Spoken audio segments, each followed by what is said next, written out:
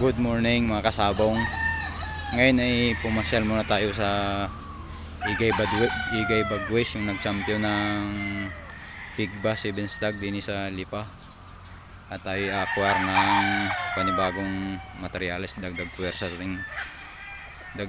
sa ating munting manukan. Bali ito yung mga manok nila.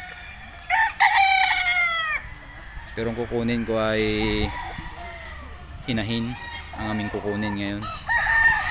Bali inahin na 6 na piraso. So yan itong manuka ni Igay Bagwes ng pagmamayari ni Engineer Andal. Siya po ay nag-champion noong 2009 Bakbakan National sa buong Pilipinas. At nung nakarang buong siguro 2 weeks ago ay siya nag-champion ulit ng panibago. 2 intre. Ang isa ay 5.5, ang isa ay perfect 7. Bali ito yung kukunin namin. Yan. 6 na piraso. 4 na sweater na 5K galing kay Red. Isang golden boy na. At saka isang pure Boston. Hindi kayo inalis yung Boston, yung ibang. Kala ko inalis yung ibang mata. Hindi, golden boy yun. Oo nga, golden boy pala yung inalis. Yung ibang kulay. Tapos ito yung ibang pagpilian.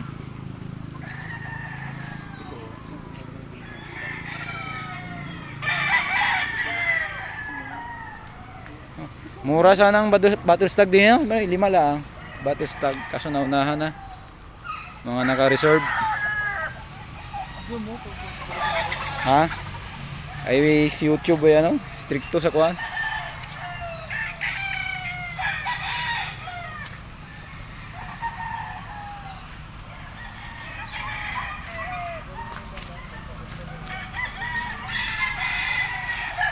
So kami ay nakapili na.